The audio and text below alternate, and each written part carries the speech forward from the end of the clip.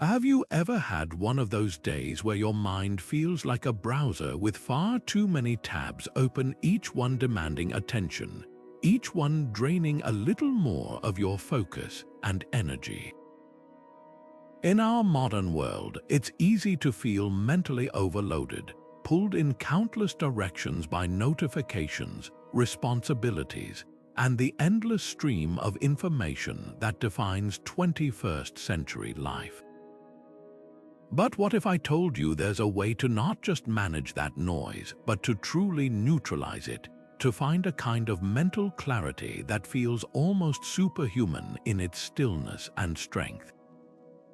That's exactly what we're diving into today. We're going back to a philosophy that has stood the test of time, one that warriors, leaders, and thinkers have turned to for centuries when the world felt too loud: Stoicism. The great Stoic emperor Marcus Aurelius once wrote, "You have power over your mind, not outside events. Realize this, and you will find strength." It's a powerful idea, but it's more than just a quote to hang on your wall. It's an invitation to take back control, to declutter your inner world so you can face the outer one with calm, purpose, and resilience. And that's what this video is all about. We're going to walk through 24 powerful habits rooted in Stoic wisdom, practical, actionable steps you can start using today to quiet the mental static, focus on what truly matters, and reclaim a sense of peace no matter how chaotic life gets. Think of this not as a history lesson, but as a toolkit, a way to build mental habits that help you filter out distraction, resist overwhelm, and live with more intention. Whether you're dealing with stress at work, uncertainty in your personal life, or just the general buzz of modern existence, these practices offer a way through. So if you're ready to move from feeling mentally fragmented to focused, from overwhelmed to centered, you're in the right place. Let's begin this journey into clarity, one habit at a time. How often do you wake up and immediately reach for your phone, letting the world's agenda flood your mind before you've even had a chance to form a single thought of your own? That autopilot mode, where we react to the day instead of shaping it, is exactly what the first Stoic habit is designed to prevent. This practice is known as the morning reflection, or in Latin, premeditatio malorum, which translates to the premeditation of evils. But don't let the name mislead you. This isn't about starting your day with pessimism or fear. It's about building resilience through clarity. It's the mental equivalent of looking at a map before you begin a long journey. You're noting the potential bumps in the road, the possible detours, so that if you encounter them, you're not surprised or derailed. You're prepared. The Stoic philosopher Seneca beautifully captured the power of this habit when he advised, "The mind must be given relaxation. It will rise improved and sharper after a good break." Just as rich fields must not be forced, for they will quickly lose their fertility if never given a rest, so constant work will break the power of our minds. He wasn't talking about sleeping in. He was talking about this intentional, quiet space you create for yourself first thing in the morning. It's in that space that you prepare your mind for the day ahead, strengthening it against the inevitable distractions and frustrations. You are, in essence, setting your mental priorities before the outside world has a chance to set them for you. So what does this look like in practice? It's simpler than you might think. It doesn't require an hour of silent meditation or a complex ritual. It can be as straightforward as 5 minutes with a notebook. Before you check any notifications, before the caffeine even kicks in, you take a moment to ask yourself a few purposeful questions. What challenges could I reasonably face today? Perhaps a difficult conversation at work, a tight deadline, or even just the temptation to scroll mindlessly through social media when you feel stressed. By visualizing these potential obstacles calmly and in advance, you rob them of their emotional power. You're no longer a passive victim of your day. you become an active participant. You decide how you will respond if a meeting becomes tense, or if traffic is terrible, or if your plans fall apart. This brief journaling session aligns your intentions with your values, dramatically reducing that feeling of reactive, scattered thinking that so often leads to mental overload. Take a moment to consider your own routine. What is one thing you can anticipate and gently prepare for tomorrow morning? It doesn't have to be a major crisis. It could be preparing for a moment of impatience in the school drop-off line, or mentally readying yourself to focus deeply on a single project instead of multitasking. By doing this, you are not inviting trouble. You are building an inner citadel of calm that allows you to meet whatever comes your way with grace and purpose. This small investment of time at the start of your day pays enormous dividends in focus and peace throughout the rest of it. The Stoics believed every evening held a lesson, a quiet opportunity to transform the day's events, both good and bad, into lasting wisdom. While the morning reflection is about preparing your mind for what lies ahead, this second habit is about processing what has already happened. It's the crucial act of closing the mental tabs you open throughout the day, so you don't carry that cognitive load into your rest and ultimately into your tomorrow. The ancient Stoics called this practice their evening review, and it was as non-negotiable for them as brushing your teeth is for us. It's the bookend to your morning ritual, creating a container for your day that prevents mental clutter from spilling over and accumulating. Marcus Aurelius, despite the immense weight of ruling an empire, made this a cornerstone of his life. He famously wrote in his personal journal, "When you have difficulty getting out of bed in the morning, remember that your defining characteristic, what defines a human being, is to work with others." Even animals know how to sleep. It's the characteristic activity that we're made for, so we naturally enjoy it too. But his point was deeper than just getting up. He was reminding himself of his purpose, and the evening review was his tool for measuring his day against that purpose. He would ask himself questions like, where did I go wrong? What did I do right? What duty was left undone?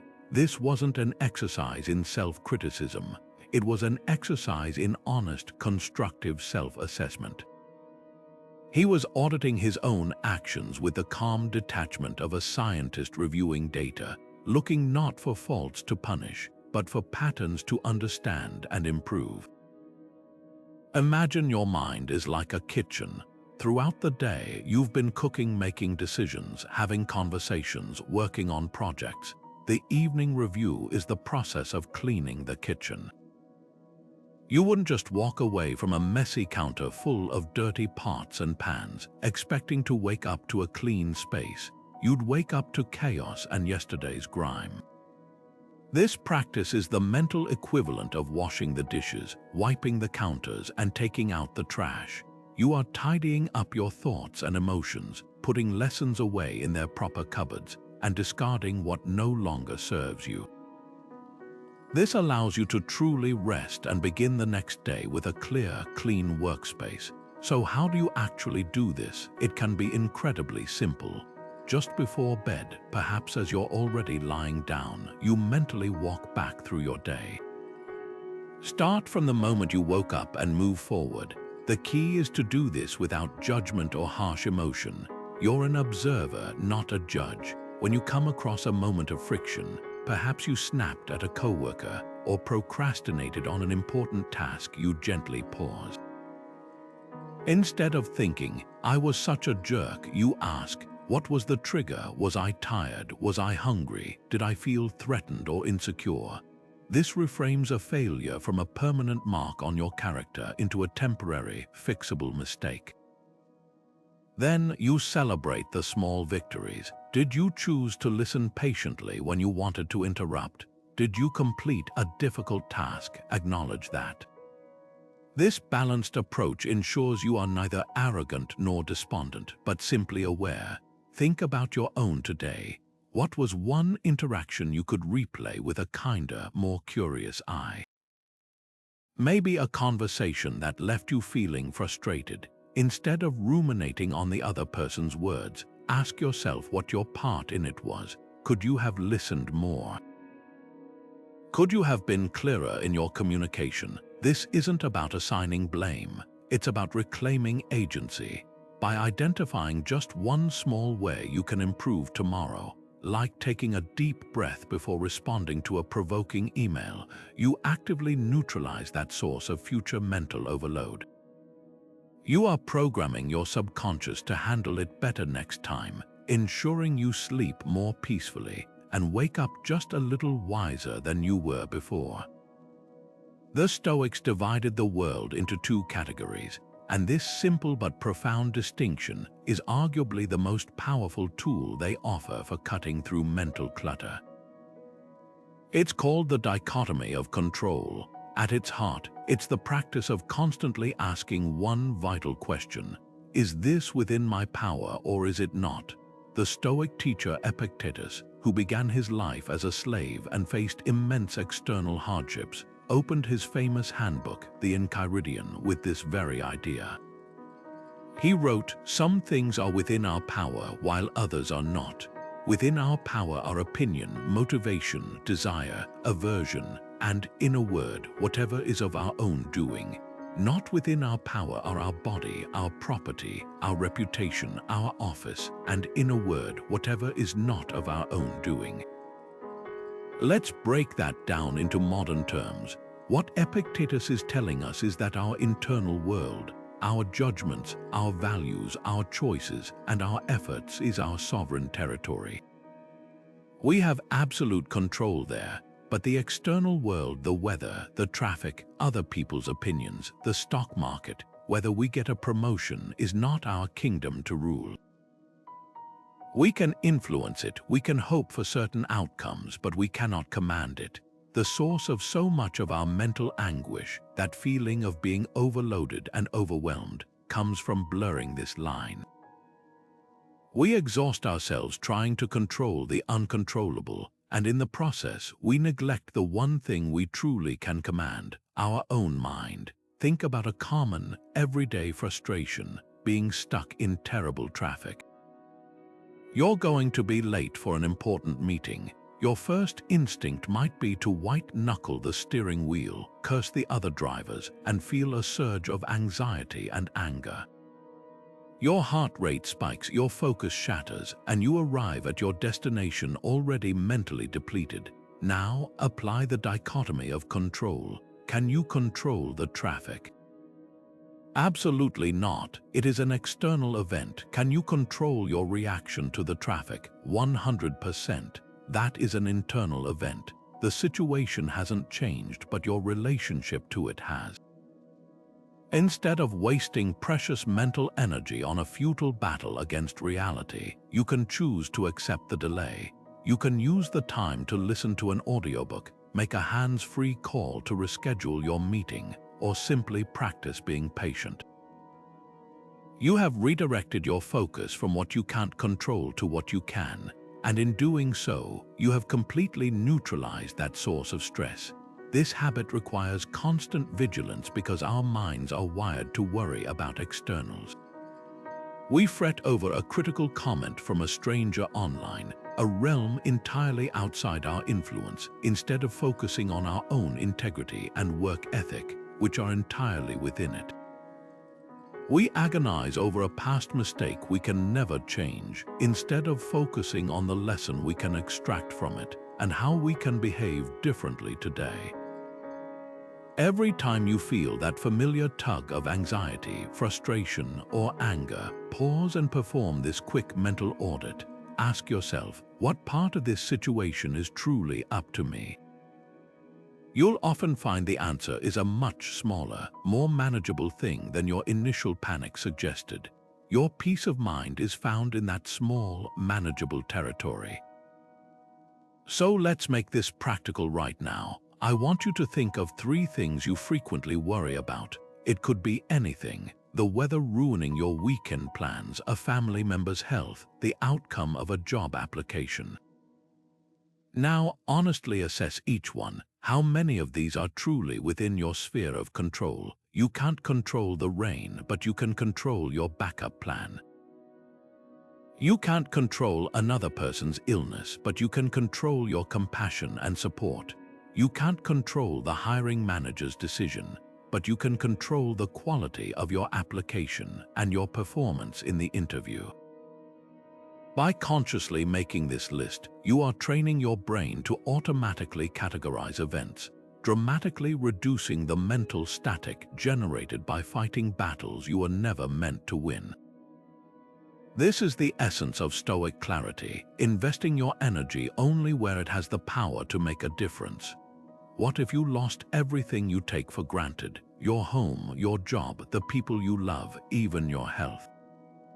It's a terrifying thought, one we instinctively push away, but the Stoics argued that running from this fear only gives it more power over us. Instead, they developed a powerful mental habit designed to transform our relationship with loss and cultivate a profound appreciation for the present. They called this practice negative visualization, or in Latin, premeditatio malorum, the premeditation of evils. This isn't about fostering pessimism. It's about building a robust and grateful heart by consciously contemplating the temporary nature of all things. Seneca, a master of this technique, wrote extensively about its value. He advised, "He who has anticipated the coming of troubles takes away their power when they arrive." His point was that by mentally walking through potential losses in the calm of our own minds, we inoculate ourselves against the shock and despair they could cause in reality. We are not wishing for these events to happen. We are simply acknowledging the fundamental truth that nothing in life is permanent. This honest acceptance isn't depressing, it's incredibly liberating. It shifts our focus from what we might lose in the future to the incredible gift of what we have right now. History provides a powerful example of this principle in action.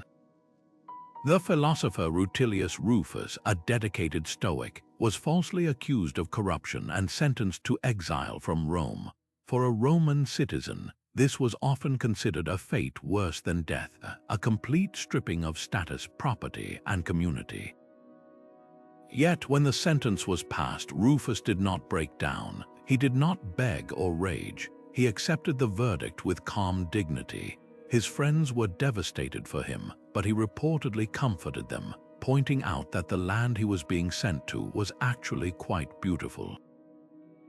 Because he had mentally prepared for the possibility of such a reversal, he was not destroyed by it. He had already, in his mind, learned to value his own character and virtue above his external circumstances. His peace came from within, and thus it could not be taken from him. You can practice this today in a way that feels manageable and immediately impactful. Take just a moment to think about one comfort you deeply rely on. It could be your vision, your ability to walk, your morning coffee, or the sound of a loved one's voice. Now close your eyes and truly imagine what your day would be like if it were suddenly gone. Don't just skim the surface, sit with the feeling for a few seconds. Feel the initial pang of loss, then open your eyes. Notice how the world seems sharper, brighter, that coffee tastes richer, that person's voice sounds sweeter. This exercise doesn't create sadness. It reveals the abundance that was already there, hidden in plain sight by the veil of habit. It forces a powerful question. If you lost that one thing, what would you discover you still truly value? The answer is almost always the same: your resilience, your ability to adapt, and the love you carry for others. Those are the internal goods that no external event can ever truly take from you.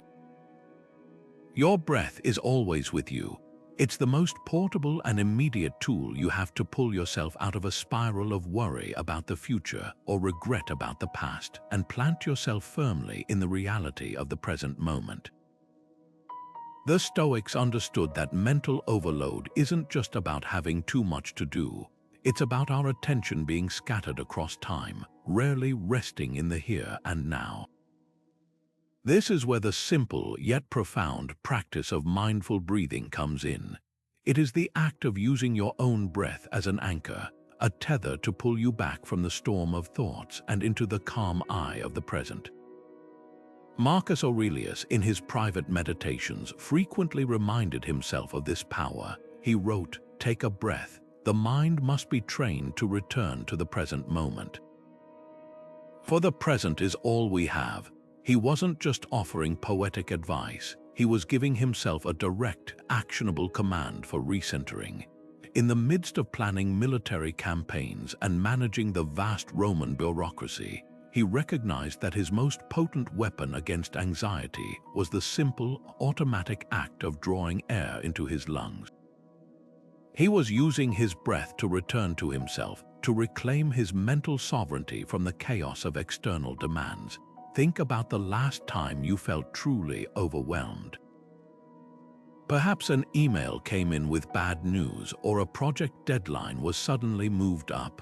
What happened in your body? Your shoulders likely tensed, your heart rate jumped, and your breathing probably became shallow and rapid. This is your nervous system's ancient fight or flight response being activated by a modern problem. In that state, your prefrontal cortex, the part of your brain responsible for rational thought and clear decision-making, literally gets less blood flow. You are biologically primed to react, not to respond thoughtfully. This is where 3 conscious breaths can change everything. It's not about taking a 20-minute meditation break. It's about creating a 3-second pause. Inhale slowly for a count of 4, hold for a moment, and exhale even more slowly for a count of 6. This physiological act tells your nervous system that the emergency is over. It forces your heart rate to slow, signals safety to your brain, and brings blood flow back to the areas you need for clear thinking. The mental clutter doesn't stand a chance against that kind of biological reset. This practice turns a moment of reactive panic into a moment of proactive choice. Instead of immediately firing off an angry email or drowning in a wave of anxiety, you create a tiny island of stillness. In that space, you can ask yourself a Stoic question. Given that this has happened, what is within my power to do right now? The breath doesn't solve the external problem, but it solves the internal one. It restores your capacity to handle the external problem with clarity and composure. It is the ultimate application of the dichotomy of control, using the one thing you always command, your body, to master the one thing you must, your mind. So the next time you feel that familiar surge of stress, whether from a ringing phone or a mounting to-do list, I invite you to try this. Don't make it a complicated ritual. Just take one single, full, and conscious breath. Feel the air filling your lungs and notice the slight pause before you release it. For those few seconds, your entire world is just that breath. Everything else, the deadlines, the notifications, the worries, has to wait outside the door. In that small but powerful act, you are not avoiding your responsibilities. You are ensuring you have the mental clarity to meet them effectively. You are, as the Stoics intended, becoming the calm, unwavering commander of your own inner world. Why would anyone willingly choose to feel a little bit cold, or a little bit hungry, or pass up a moment of comfort? On the surface, it seems to go against every modern instinct we have, where convenience and ease are often the highest goals. But the Stoics saw voluntary discomfort as one of the most powerful forms of mental training available to us. It's a habit they called, quite simply, practice. The philosopher Musonius Rufus, a major influence on Epictetus, put it this way: how can a person become hardy if he has never faced hardship? How can he learn self-control if he has never denied himself anything? It is practice, practice, practice that builds a virtuous character, just as it is practice that builds any other skill. He's pointing to a fundamental truth. Resilience isn't something you find. It's a muscle you build through repeated, intentional use. This practice works on two powerful psychological levels. First, it systematically reduces our fear of external circumstances. Think about something you might be apprehensive about: financial instability, or social disapproval, or physical discomfort. That fear has power over you because it lives in the unknown. It's a monster you've never truly faced. But by voluntarily and safely experiencing a small, manageable version of that discomfort, you pull the monster's teeth. You prove to yourself in a tangible way that you can handle it. You realize that a cold shower is just cold water, not a catastrophe. That skipping a meal brings hunger pangs, not collapse. This knowledge is incredibly liberating. It shrinks the shadow that potential future hardships cast over your present peace of mind. Second, and just as importantly, this practice dramatically increases your baseline level of appreciation for the ordinary comforts of life. It's the principle of contrast. You cannot truly appreciate warmth unless you have been cold. You cannot fully savor a meal unless you have known genuine hunger. By periodically choosing to step away from the constant stream of comfort and convenience, you break the spell of taking it all for granted. That first sip of hot coffee after a brisk walk in the cold air tastes infinitely better. Your warm bed feels profoundly more welcoming after you've spent a few minutes sitting on a hard chair. Voluntary discomfort is the tool that polishes your perception, allowing you to see the incredible abundance that was always there. So what does this look like in a practical, modern sense? It doesn't mean you need to sleep on the floor or starve yourself. It's about finding small, symbolic acts of self-denial that challenge your comfort zone without causing harm. Take a cold shower for the final 60 seconds of your morning routine. The initial shock is exactly the point. It's a direct, physical invitation to practice accepting something unpleasant with calmness rather than panic. Or choose to skip a meal once a week, not for dietary reasons but for mental ones. Use that time to reflect on the fact that billions of people experience this sensation not by choice, but by necessity, and observe your own reaction to the hunger without immediately satisfying it. You could leave your phone at home during a short errand, confronting the modern anxiety of being disconnected, or wear slightly less comfortable clothing on a cool day, just to remember that you can withstand a minor chill. The goal is never to punish yourself, but to educate yourself. Each small act is a conversation with your own mind. When the urge to quit the cold shower arises, you practice the Stoic discipline of assent. You observe the urge, but you choose a different, more reasoned response. You are building what psychologists call distress tolerance, the ability to sit with an uncomfortable feeling without being controlled by it. This is the absolute bedrock of mental clarity. When the inevitable, larger hardships of life arrive, the unexpected bill, the professional rejection, the personal loss, you will not be meeting them for the first time. You will have a deep, personal library of evidence proving that you can handle discomfort, that you can endure, and that your peace is not so fragile that it can be broken by a change in external circumstances. Writing is thinking on paper. It's a simple statement, but it holds a profound truth about how we can untangle the knots in our own minds. When your thoughts are swirling in an endless loop, they can feel chaotic, overwhelming, and far larger than they truly are. But the moment you take those abstract worries and put them into concrete words on a page, something remarkable happens. You externalize them. You take the internal noise and you give it a shape and a form outside of yourself, which allows you to look at it with a new sense of objectivity and calm. This act of transferring your mental chatter into written words is a classic Stoic habit, and it was a tool that Seneca relied on heavily for gaining self-clarity and perspective. Seneca, in his letters to his friend Lucilius, emphasized this practice not as a chore but as a vital form of self-dialogue. He wrote, "You should be careful to write in a concise style, but you should be even more careful to write." For Seneca, the physical act of writing was a form of disciplined thinking. It forced him to slow down, to organize his fleeting impressions and emotional reactions into coherent sentences. He believed that writing served as a kind of mental filter, sifting through the raw material of our experiences to separate what was truly important from mere mental static. He wasn't just keeping a diary of events, he was conducting a philosophical audit of his own soul, questioning his judgments and refining his understanding of the world. Consider how this might work for a modern problem. Imagine you're feeling a low hum of anxiety about your finances. The thought is just a vague, unsettling presence in the back of your mind, coloring your entire day with a sense of unease. Now, instead of letting that feeling swirl, you take out a notebook and you write it down. You give it a title, My Worry About Money. Then you start to break it down.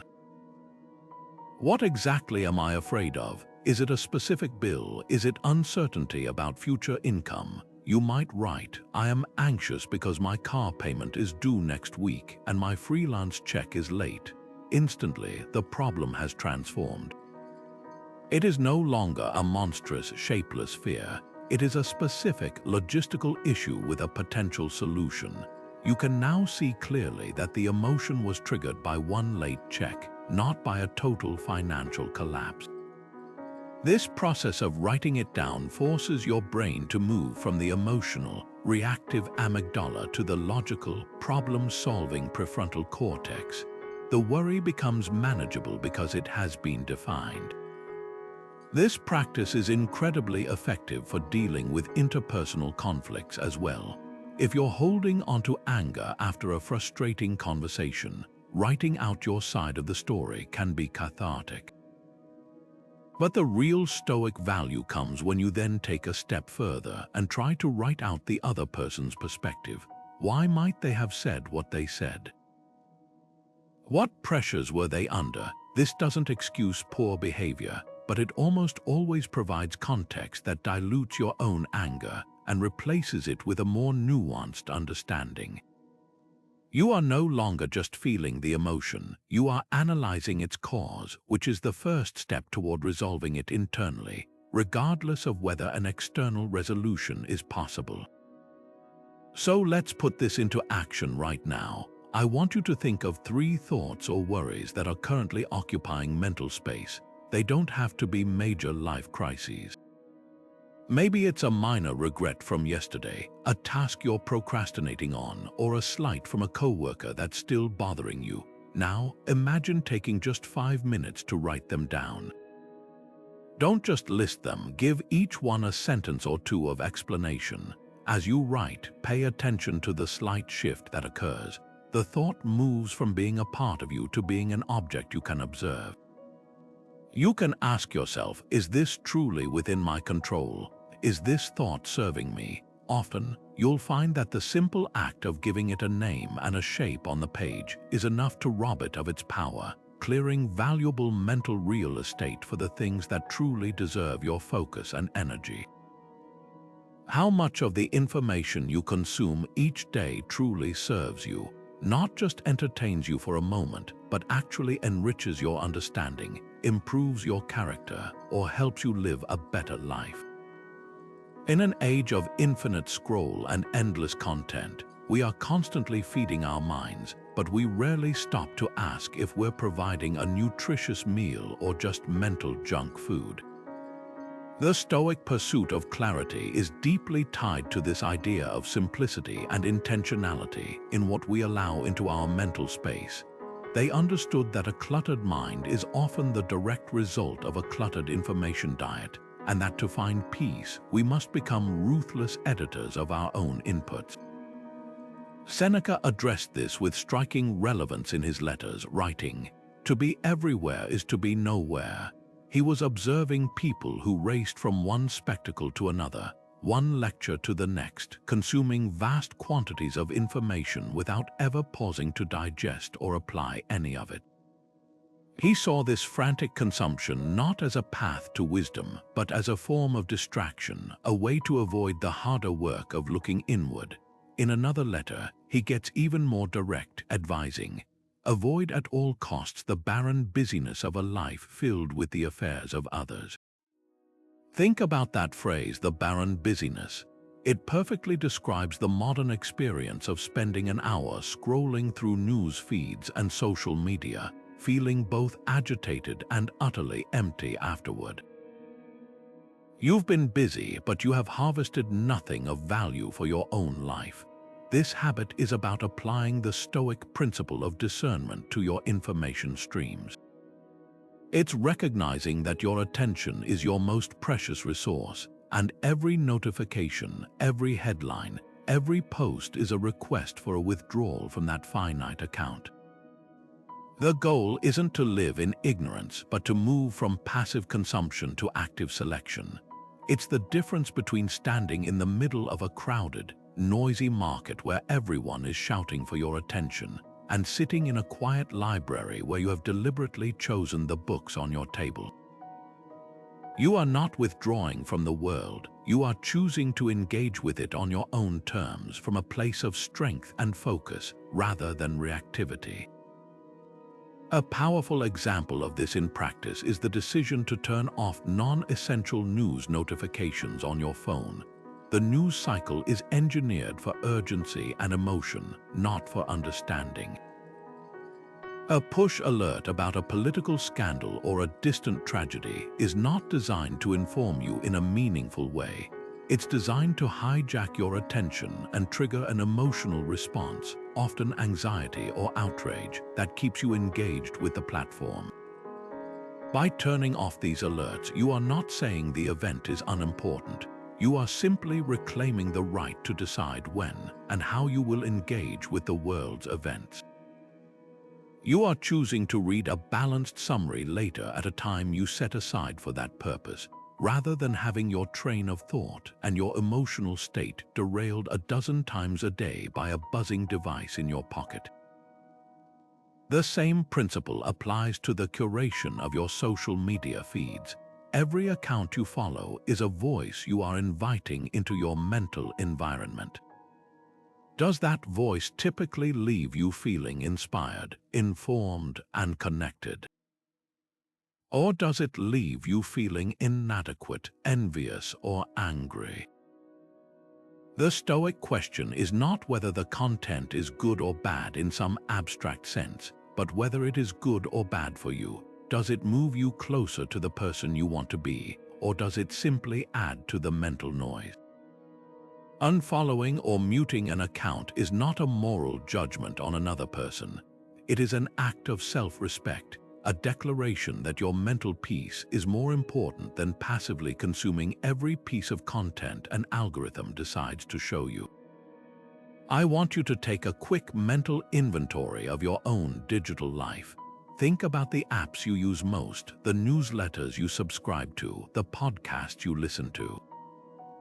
Out of all those sources, which one consistently leaves you feeling more scattered, more anxious, or more dissatisfied than when you started? It might be a particular news site you reflexively check, a social media platform you find yourself mindlessly opening, or even a group chat that thrives on gossip and complaint. Now consider what it would look like to consciously limit your exposure to that one source this week. Not necessarily eliminate it forever, but simply create a boundary. Maybe that means deleting the app from your phone and only checking it on your computer for 15 minutes in the evening. Maybe it means turning off notifications for that one group. This small act of selection is a direct application of Stoic virtue. You are practicing wisdom by choosing what is beneficial, courage by resisting the pull of habit, and justice by giving your own mind the clarity it deserves. In silence, we hear ourselves. This might sound like a simple poetic statement, but for the Stoics, it was a deeply practical psychological truth. We live in a world that is constantly speaking to us through advertisements, through notifications, through the endless chatter of media and other people's opinions. This external noise doesn't just fill our ears, it colonizes our minds, making it difficult to distinguish our own thoughts and values from the cacophony around us. The Stoic practice of intentional silence is the deliberate act of creating a space where that external noise is turned off, so that the internal signal, your own inner voice of reason, can finally come through with clarity and strength. Marcus Aurelius, a man who carried the incredible weight of an empire on his shoulders, understood this necessity intimately. He wrote in his Meditations, "Nowhere you can go is more peaceful, more free of interruptions than your own soul, so constantly give yourself this retreat and renew yourself." He isn't talking about a physical vacation to a remote cabin, though that can be nice. He's pointing to a mental retreat that is always available to you, a sanctuary of quiet you can access by simply deciding to be silent and turn your attention inward. For him, this wasn't a luxury. It was a non-negotiable maintenance ritual for his leadership and his sanity. In the quiet, he could untangle the complex problems of statecraft, examine his own impulses and reactions, and return to his duties with renewed perspective and calm. Think about your own mental environment for a moment. How often are you truly in a state of silence? Not just the absence of spoken words, but a complete break from auditory input, no podcasts in your ears during your commute, no background television while you cook, no music while you work out. For many of us, we use sound as a constant buffer against being alone with our own thoughts, perhaps because we fear what we might find there, anxiety, boredom, or unresolved questions. But by avoiding that silence, we are also avoiding the opportunity to know ourselves, to sit with those feelings and understand them, and ultimately, to master them. The static of external noise prevents us from hearing the subtle but important signals our own mind is trying to send us about our needs, our boundaries, and our true desires. Committing to just 10 minutes of pure, intentional silence each day can be a revolutionary act against mental overload. This isn't a guided meditation where someone else's voice is directing you. It is simply you sitting quietly, perhaps focusing on the gentle rhythm of your breath or the sensations in your body, and allowing your thoughts to arise and pass without judgment or engagement. You are not trying to achieve a blank mind. That's an impossible goal. You are practicing the role of an observer. You watch the thoughts come and go like clouds passing in the sky without getting caught up in their stories. This creates a crucial separation between you and the incessant chatter of your mind. You realize that you are not your thoughts, you are the awareness behind them. This simple realization is incredibly freeing. It means a worrying thought about a future event doesn't have to trigger a full-blown anxiety attack. It can just be a thought that you notice and then let drift away. The benefits of this practice are both immediate and cumulative. In the short term, it acts as a system reset for your nervous system, lowering your heart rate and blood pressure, and dialing down the production of stress hormones. It gives your prefrontal cortex, the seat of your executive function, a chance to recover from the constant demands of the day. Over time, this daily retreat builds what we might call mental muscle. Your capacity for focused attention increases. Your ability to pause before reacting in anger or frustration becomes stronger. You develop a calm inner core that is not so easily shaken by external events, because you have a familiar, peaceful place within yourself that you can return to at any time. The silence isn't empty, it is full of the clarity and strength you've been cultivating there. I want to invite you to make this profoundly simple practice your own, starting today. Can you schedule just 5 minutes of pure, uninterrupted silence? It doesn't have to be in the morning. It could be on your lunch break, or in your car before you go into your house after work, or right before you go to sleep. Find a comfortable place to sit, set a timer so you're not tempted to check the clock, and simply be. Your mind will rebel. It will tell you this is a waste of time, that you have more important things to do, or it will try to distract you with a dozen different thoughts. When that happens, gently guide your attention back to your breath or the simple fact of being present. You are not failing, you are practicing.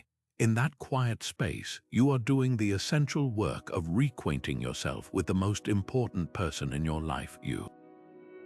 What principles truly guide your decisions from moment to moment?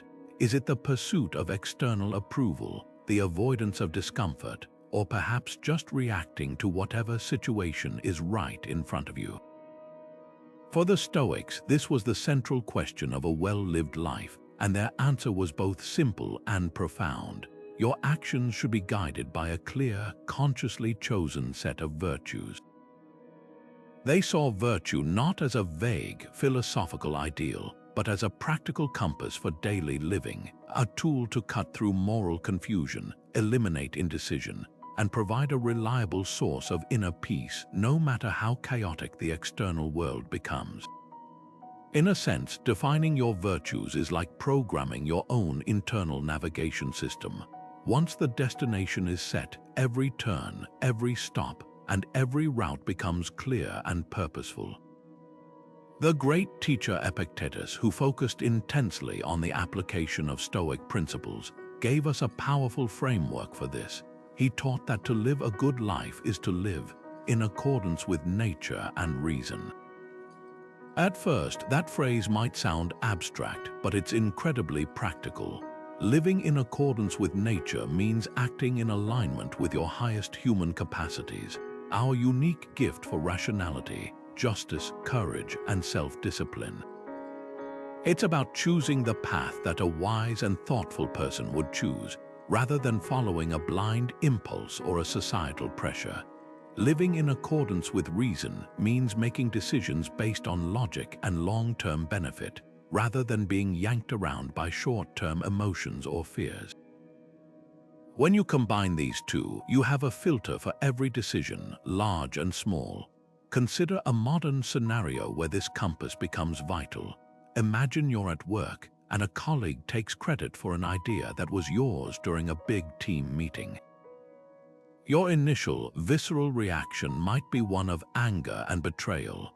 The impulsive response could be to immediately call them out in front of everyone, or to seethe in silence while plotting revenge.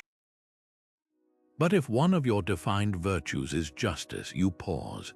You ask yourself what the truly just response is, not just for you, but for the team and the project. If another virtue is courage, you then determine that the courageous thing to do is not to avoid the conflict, but to address it directly and calmly. You might decide to speak with your colleague privately, stating the facts without malice, giving them a chance to correct the record themselves. This approach, guided by virtue, is far more likely to preserve your professional relationships and your own self-respect than an emotional outburst would be. The inner peace you gain comes from knowing you acted with integrity, regardless of the other person's reaction. You upheld your virtues, and that is a victory in itself. This is how defining your virtues neutralizes mental overload. It provides a clear decision-making matrix, so you're not wasting energy agonizing over what to do. The question shifts from the overwhelming and vague, "What should I do?" to the much more manageable, "What would a courageous or honest or disciplined person do in this situation?" The path forward instantly becomes clearer. You might not always like the answer. The virtuous path often requires more short-term effort or discomfort, but it always leads to long-term peace and the absence of regret. This practice transforms morality from a confusing set of rules into a personal operating system for clarity. So let's make this tangible. I want you to take a moment to think about your own core operating principles. If you had to choose just 3 or 4 virtues to serve as your unwavering guides, what would they be? Perhaps it's honesty, compassion, resilience, and wisdom. Maybe it's courage, justice, temperance, and humor. There's no universal list. The power comes from your conscious selection and commitment. Once you have them, write them down. Keep them somewhere you can see them. Then, perhaps this evening during your review, take just one of those virtues and assess your day through its lens. Did your actions align with your definition of courage? Where did you live up to it, and where did you fall short? This isn't about self-punishment, it's about calibration.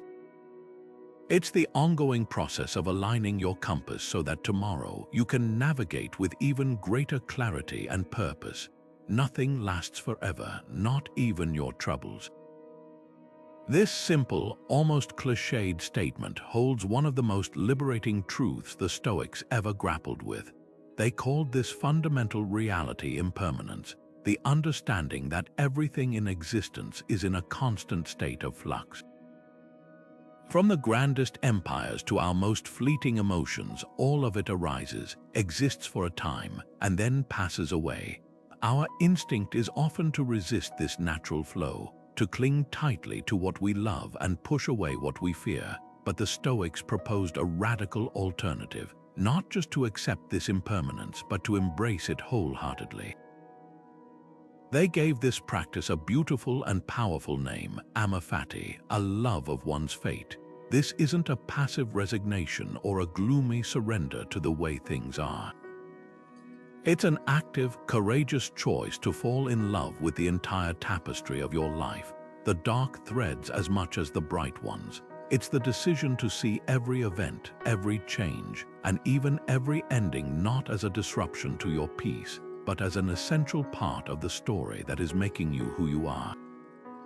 Marcus Aurelius, constantly reminded of this truth by his own position of power and the responsibilities that came with it, wrote in his Meditations, "The existence of change is not an evil any more than the existence of our own mortality is an evil. It is a necessary and natural part of the whole." He's pointing out that to rage against change is like a wave raging against the shore. It's a futile struggle against the very nature of being itself. Think about the changing of the seasons. We don't despair when the vibrant green leaves of summer begin to turn gold and crimson in the fall. We don't try to glue the leaves back onto the branches to stop winter from coming. We understand this cycle as beautiful, necessary, and natural. The tree itself is not damaged by this process. It is simply part of its life. It conserves its energy, rests, and prepares for a new burst of growth when the spring arrives. Now apply that same perspective to the seasons of your own life. A career you loved comes to an end. A cherished friendship evolves and changes form. Your children grow up and need you in different ways. These transitions are not personal failures or tragedies. They are simply the natural order of things. Amor fati is the practice of learning to see the beauty and the purpose in the autumn and winter phases of your life, trusting that they are making room for a different, but no less valuable kind of spring.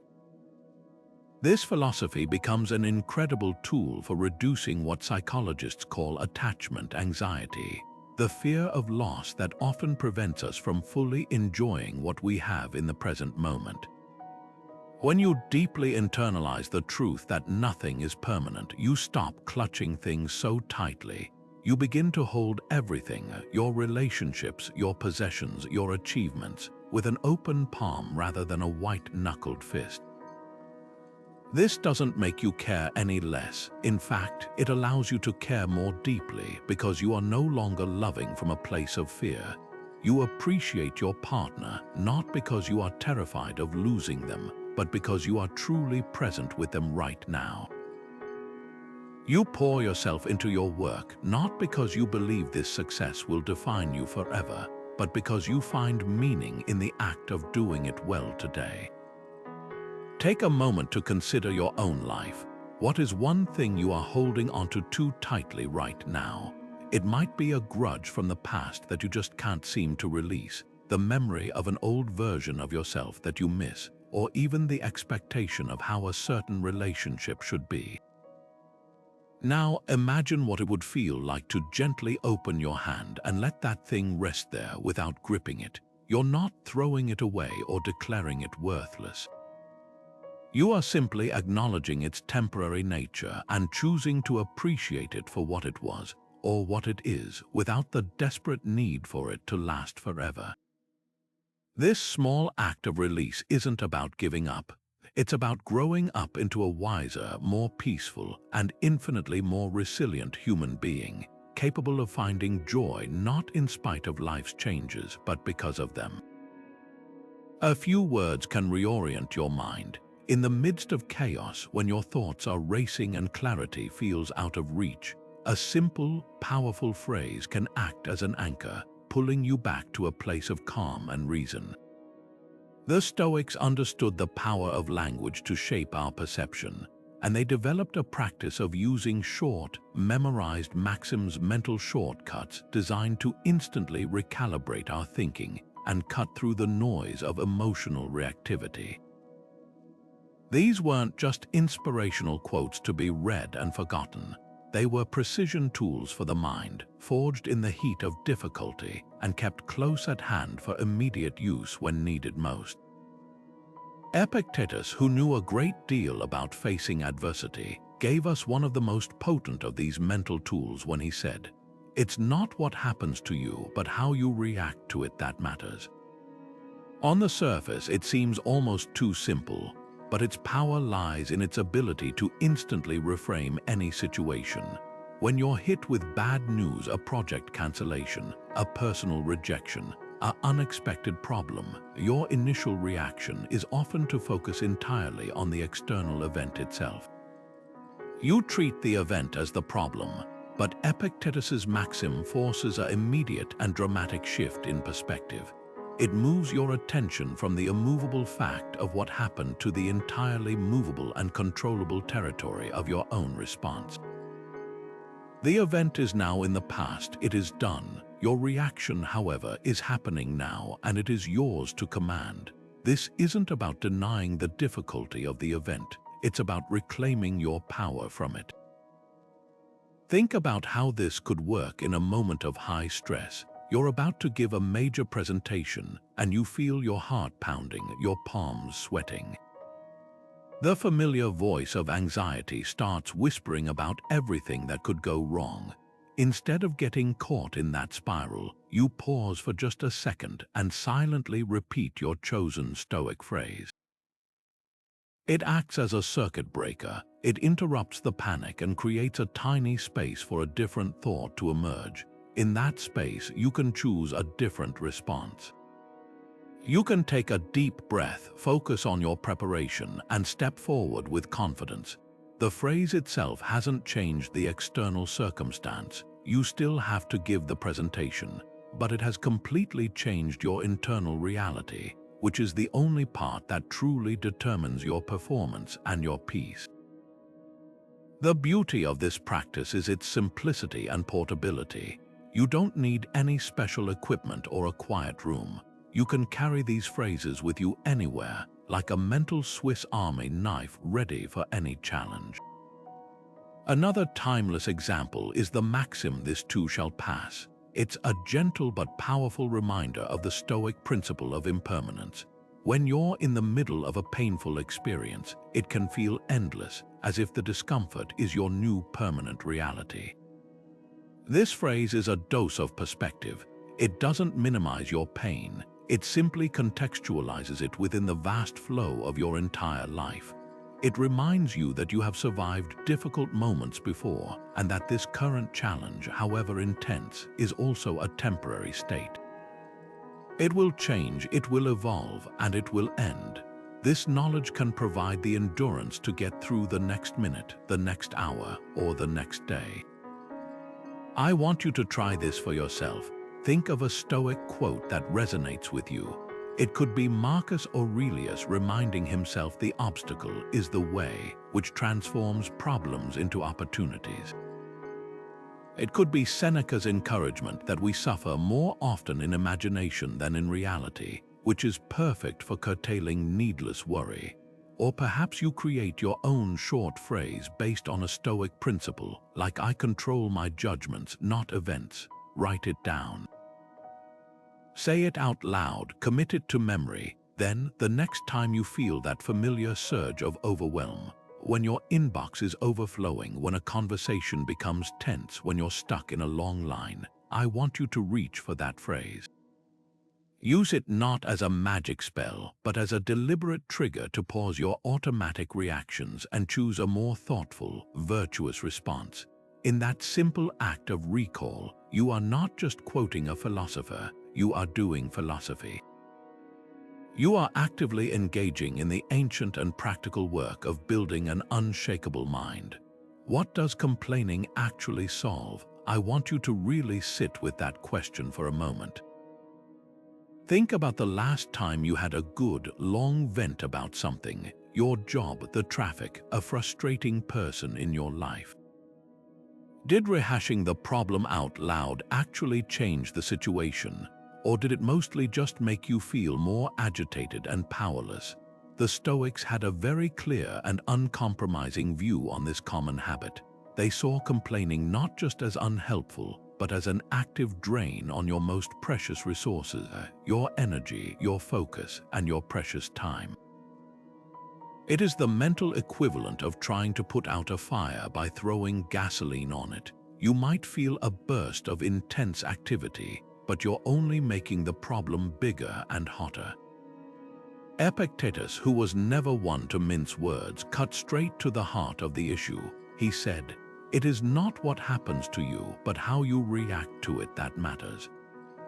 Then he took it a step further, observing that when we blame others for our problems, we give up our power to change. Just sit with that for a second. Blaming others, which is the core of most complaints, is an act of voluntary self-disarmament. You are handing over the reins of your emotional state and your capacity for action to someone or something else. You are essentially saying, my peace of mind is now dependent on this external person changing their behavior or this external situation resolving itself. The Stoic asks a much more empowering question. What if it isn't? What if your peace of mind is dependent only on your own judgments and actions? Let's make this incredibly practical. Imagine you're working on a group project and a teammate consistently misses deadlines, creating more work and stress for you. The natural, automatic response is to complain about it. You might gripe to another coworker, you might mutter under your breath, you might go home and vent to your partner. All of that complaining uses up mental bandwidth and emotional energy, and at the end of it, the problem remains entirely unchanged. Your teammate still misses deadlines. Now apply the Stoic alternative. Instead of spending that energy on describing the problem to people who can't fix it, you redirect it into a single, constructive action. You schedule a brief, private conversation with your teammate. You approach it not with accusation, but with a problem-solving mindset. I've noticed the last few deadlines were tough to meet. I'm concerned about the project timeline. Is there a challenge I can help you with, or should we readjust our schedule together? This shift is monumental. You have moved from being a passive victim of the circumstance to an active agent of change. Even if the conversation doesn't instantly fix everything, you have taken back control. You have exercised your power to try, and that alone is a victory for your mental clarity. This habit is about recognizing that every moment spent complaining is a moment not spent solving. It's a subtle but profound form of procrastination on your own life. The energy you expend vocalizing your frustration is the exact same energy you could be using to draft a plan, have a difficult conversation, learn a new skill, or simply accept with grace what cannot be changed. The mental shift is palpable. Complaining leaves you feeling drained and bitter. Constructive action, even if it's small, leaves you feeling energized and capable. So here is a challenge for you, one that can truly rewire your default settings. For the next 24 hours, make a conscious effort to go an entire day without complaining. This doesn't mean ignoring problems or pretending everything is fine when it's not. It means that when you feel the urge to complain bubble up, you pause and perform a quick mental conversion. Convert the complaint into one of two things: either a single, immediate action you can take to improve the situation, or a conscious decision to accept it with serenity because it is outside your control. If you're stuck in traffic, the action isn't to complain about other drivers. It's to put on an audiobook you've been meaning to listen to, or to use the time to make a hands-free call you needed to make. If your internet is slow, the action isn't to yell at your router. It's to reset it, call the provider, or use the offline time to tackle a different task. Pay close attention to how this feels. You will likely discover a newfound sense of agency, a quiet confidence that comes from knowing you are always responding to life's irritations not with noise but with purposeful action. Gratitude is the antidote to dissatisfaction. It's a deliberate recalibration of your attention, a conscious choice to focus on the abundance that already exists in your life rather than the absence of what you feel you're missing.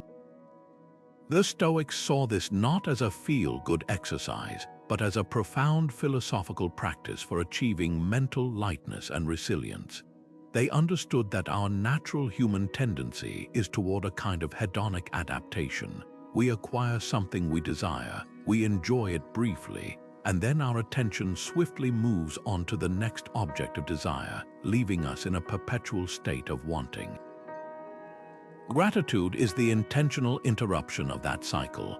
It's the practice of pausing to truly see and appreciate what is already here, right now.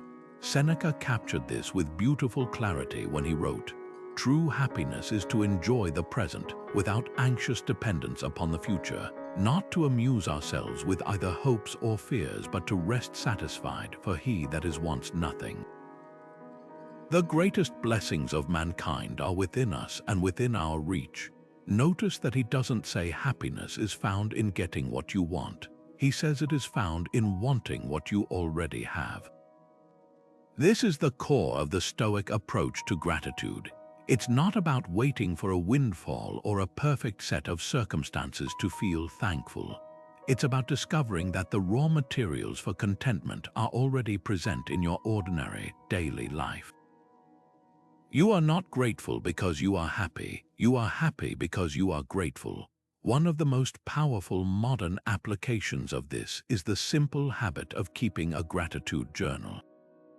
Each night, perhaps as part of your evening review, you take a moment to write down 3 specific things you were grateful for that day. The key is in the specificity.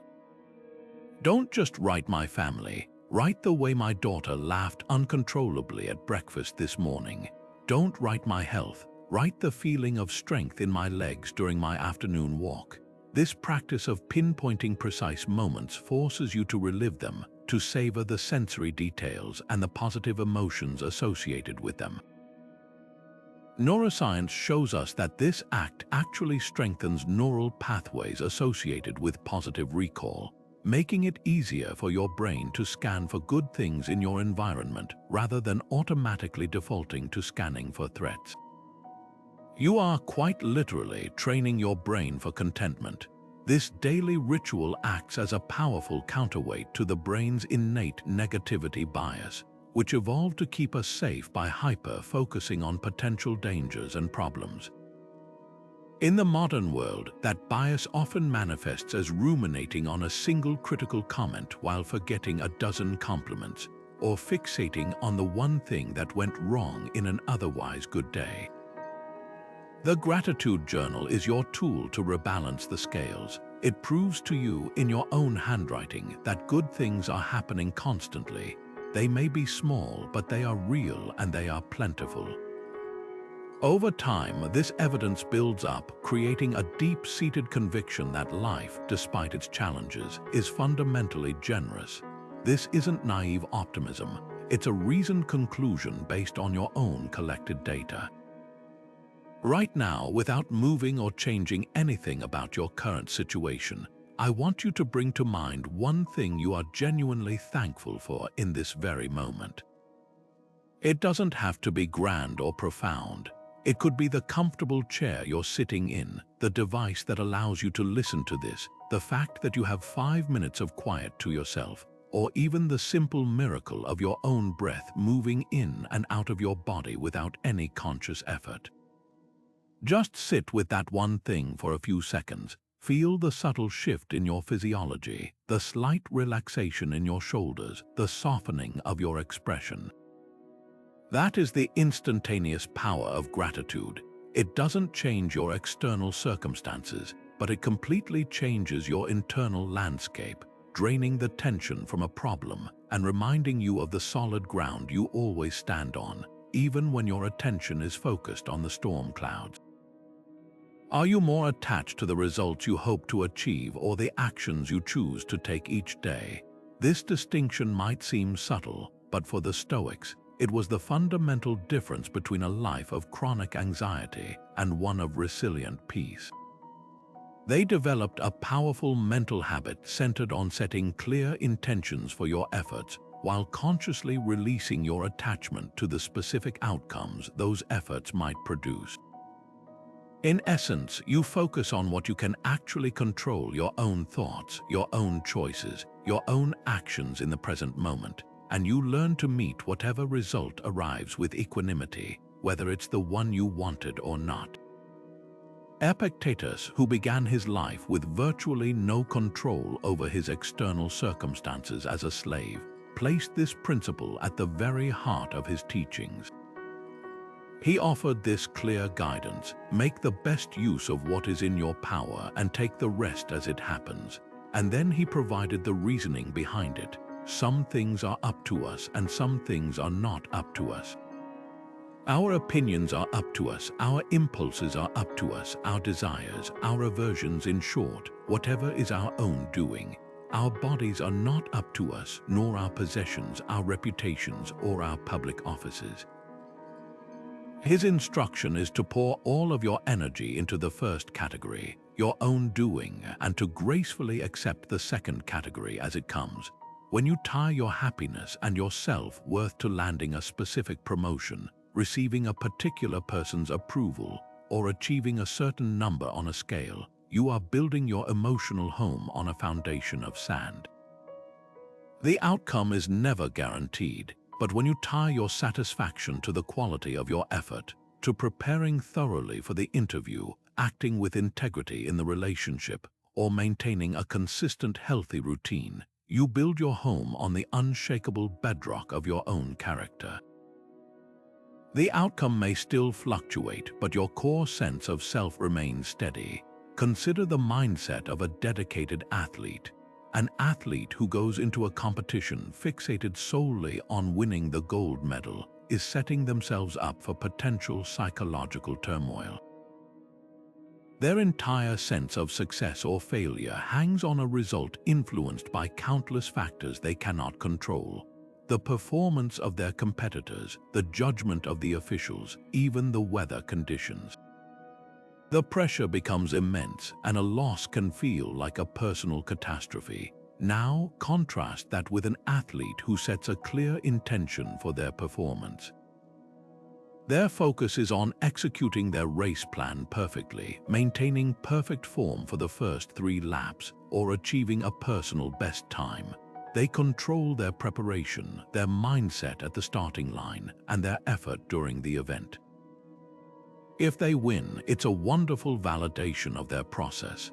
If they lose but know they gave their absolute best effort and met their intention, they can still hold their head high. The disappointment is temporary and specific, not a crushing blow to their entire identity. They find victory in the quality of their attempt, not just in the final score. This shift from expectation to intention is a profound liberation from mental overload. Expectations are rigid. They demand that reality conform to a specific vision you have in your head, and they generate intense frustration and disappointment when it does not. Intentions are flexible and empowering. They are about how you choose to show up and engage with reality, regardless of how it unfolds. An expectation says, I must get a standing ovation after my presentation. This sets you up for anxiety beforehand and potential devastation if the audience reaction is merely polite. An intention says, "I intend to deliver my presentation with clarity, passion, and authenticity." This is a goal you can achieve the moment you finish speaking, no matter how the audience responds. You can control your preparation and your delivery. You cannot control their reaction. By focusing on the intention, you perform better because you are less anxious, and you leave the experience feeling successful based on your own metrics. I want you to try embodying this Stoic principle with one part of your day today. Choose a single task or interaction. It could be a work project, a conversation with your partner, or even your workout. Before you begin, set a simple, clear intention that is entirely about your own effort and conduct. For instance, instead of expecting to finish the entire project, set the intention to work on it with focused concentration for 45 minutes. Instead of expecting the conversation to resolve a specific issue, set the intention to listen without interrupting and to speak with kindness. Then, as you engage in the activity, keep returning your focus to that intention. When your mind starts to wander toward the desired outcome, gently guide it back to the quality of your action in the present moment. Afterwards, take a moment to reflect. Did you fulfill your intention? If you did, that is your success. The external result becomes interesting data to learn from, but it is no longer the sole measure of your worth or your effort. You have just taken a significant step toward neutralizing disappointment and building a mind that finds satisfaction not in what it receives, but in what it gives. Facts are neutral, judgments cause suffering. This is one of the most immediately useful and transformative ideas the Stoics offer us for cutting through mental noise. It's the practice of learning to see the raw data of an event, what they called the impression, separately from the layer of judgment and emotional reaction we instantly add on top of it. The Stoics called this skill the discipline of assent. It's the moment between an event happening and your reaction to it. And in that tiny, powerful space, you have the choice to either assent to a negative judgment or to simply observe the fact without the added story. This isn't about becoming emotionally numb or robotic. It's about achieving emotional clarity by not letting your initial, often flawed, interpretation hijack your entire state of mind. Marcus Aurelius dedicated significant effort to mastering this internal skill. He wrote in his private journal, "Take away your opinion, and then there is taken away the complaint, I have been harmed. Take away the complaint, I have been harmed, and the harm is taken away." He's pointing to a profound psychological truth. The event itself is often not the source of our pain. It is our opinion about the event that causes the suffering. A critical comment from a boss is just a vibration of sound waves. The suffering comes from the story we tell ourselves about that comment. He thinks I'm incompetent. I'm going to get fired. I'm a failure. By practicing the discipline of assent, you learn to catch that story before it spirals out of control. You acknowledge the fact, the words that were spoken without immediately buying into the catastrophic narrative your mind wants to create. Imagine a common scenario. You send a detailed email to a colleague and receive a one-word reply. Noted. Your mind, operating on autopilot, might instantly spin this into a judgment. It might whisper, "They're being dismissive. They didn't appreciate all my hard work. They're angry with me." This interpretation triggers a cascade of emotional reactivity, annoyance, insecurity, maybe even anger. Now you're mentally overloaded, distracted by a story you've written yourself. Now apply the Stoic alternative. You receive the same email. You notice the impression, the word noted. Then you pause before assenting to any judgment. You consciously list other, equally plausible interpretations. They could be incredibly busy and simply acknowledging receipt. They might be in a meeting and typed a quick response. They might even be someone who prefers brevity and meant nothing negative by it. By generating alternative explanations, you break the automatic link between the event and your emotional reaction. You respond from a place of curiosity rather than defensiveness. You might reply, "Great, let me know if you'd like to discuss any part of it further." This approach is not only more peaceful for you, but it also fosters better communication and prevents unnecessary conflict. This practice is like being a scientist of your own mind. You are collecting data before forming a hypothesis. The raw data is what happened, the words that were said, the action that was taken. Your judgment is the hypothesis you form about why it happened and what it means. A good scientist knows that a single piece of data can support multiple hypotheses, and more information is needed before drawing a firm conclusion. By adopting this observational stance, you give yourself the gift of time and space. You don't have to have an immediate emotional reaction to everything. You can simply note it, file it away, and choose to respond later from a place of calm reason rather than raw, unexamined emotion. This single habit can neutralize a huge percentage of the daily mental friction that leads to feeling overwhelmed and drained. I want to invite you to try a small experiment in observation. Think of a recent minor event that triggered a flicker of frustration or annoyance. It could be your partner leaving a dish in the sink, a driver cutting you off, or a friend canceling plans at the last minute. Now replay the event in your mind, but this time describe it using only neutral, factual language, as if you were a camera recording the scene. Instead of saying, "My partner was so inconsiderate for leaving that mess," you would say, "A bowl was placed in the sink." Instead of, "That reckless driver almost caused an accident," you would say, "A car changed lanes quickly in front of me." Do you feel the subtle but powerful shift in your body? The emotional charge around the event begins to dissipate because you have removed the judgment that was fueling it.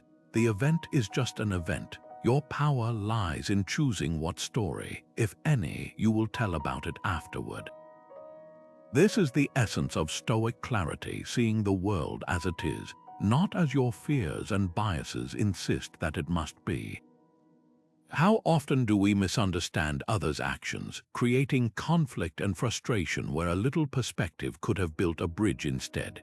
We tend to interpret the world through the lens of our own experiences, our own stresses, and our own unmet needs, and we often assume that other people's actions are a direct commentary on us. The Stoics offered a powerful antidote to this self-centered source of mental overload: the deliberate and disciplined practice of empathy. They called this idea cosmopolitanism, the belief that we are all citizens of the same world, bound together by a common humanity and a shared capacity for reason, even when it's deeply buried. This isn't about being a pushover or excusing poor behavior. It's about understanding the root causes of that behavior so you can respond from a place of calm reason rather than reactive emotion. Seneca, in his letters, beautifully articulated this core Stoic tenet. He wrote, "We are all members of one great body. Nature created us from the same source and for the same end. She planted in us a mutual love and made us compatible." He's reminding us that beneath the surface-level differences of status, opinion, and background, we all share the same fundamental human desires for safety, belonging, and purpose. When someone acts in a way that we find difficult or offensive, it is almost never a personal attack on us. It is almost always a reflection of their own internal struggles, their own unmet needs, or their own flawed judgment, a state we find ourselves in more often than we'd probably care to admit. Seeing this common humanity doesn't force you to agree with someone, but it can completely drain the poison of personal resentment from a situation, leaving you with a clear head and a calm heart. Let's take this from the philosophical to the practical. Imagine you have a coworker who is consistently short-tempered and dismissive in meetings. Your automatic, unexamined judgment might be, they're arrogant and rude. They don't respect me or my work. This interpretation is a direct injection of mental stress. It will make you anxious before meetings with them and angry afterwards. Now apply the Stoic practice of empathy. Instead of stopping at that first judgment, you pause and consciously ask a different set of questions. What unseen pressures might they be under? Perhaps they are grappling with immense pressure from their own boss, or dealing with a serious personal issue at home, or they are simply terrified of failure and are overcompensating with aggression. Maybe they never learned healthy communication skills. This act of reframing is not about justifying their behavior, it's about understanding its origin. When you see their actions as a symptom of their own internal pain or fear rather than a verdict on your worth, your entire emotional response shifts. The anger softens into a kind of clarity and perhaps even pity. You can now choose to respond to the symptom, the rudeness, with detached professionalism, rather than reacting to the story you told yourself about its meaning. This week, I invite you to try this powerful mental recalibration. Bring to mind one person you frequently clash with or feel friction towards. It could be a family member with opposing political views, a demanding client, or even that frustrating driver on your commute. Now, for just a moment, try to step into their world. What might a day in their life look like? What fears or insecurities could be driving their behavior? What losses might they have suffered that you know nothing about? You don't need to have a conversation with them or condone their actions. This is a private exercise for your own peace of mind, designed to loosen the grip that your judgment of them has on your own mental tranquility. You may find that understanding someone's background doesn't require you to like them anymore, but it almost always allows you to be free of the anger they once triggered in you. In that newfound space, you reclaim a significant amount of cognitive energy previously spent on frustration, and you open the door to interactions governed not by reaction, but by your own virtuous choice. The more you want, the more you suffer. It's a simple equation, but one that the Stoics believed held the key to a profound and lasting mental freedom. They observed that our desires are like open windows in our mind. The more we have open, the more wind and noise can rush in, creating chaos and disturbance. The practice of simplifying our desires is about consciously closing most of those windows, leaving open only the ones that let in fresh air and light, the things we truly need for a good and virtuous life. This isn't about advocating for a life of poverty or deprivation, but for a life of intentional sufficiency, where your peace is no longer held hostage by a long list of wants you may or may ever fulfill. Epictetus, who understood the chains of desire better than most, offered some of the clearest guidance on this. He said, "Wealth consists not in having great possessions, but in having few wants." And then he took it a step further with a brilliantly practical piece of advice. He is a wise man who does not grieve for the things which he has not, but rejoices for those which he has. His point was that craving is a self-inflicted wound. When you desperately want something that is outside your control to obtain, whether it's a newer car, a higher status, or the approval of a particular person, you are handing over the keys to your happiness to the unpredictable whims of fortune. But when you align your desires only with what is within your reach, your own efforts, your own character, your own judgments, you become the sole author of your contentment. You are free. Consider the palpable difference between a mindset of minimalism and one of consumerism. The consumerist mindset is built on a foundation of lack. It whispers that you will be happier, more complete, and more respected when you acquire the next thing.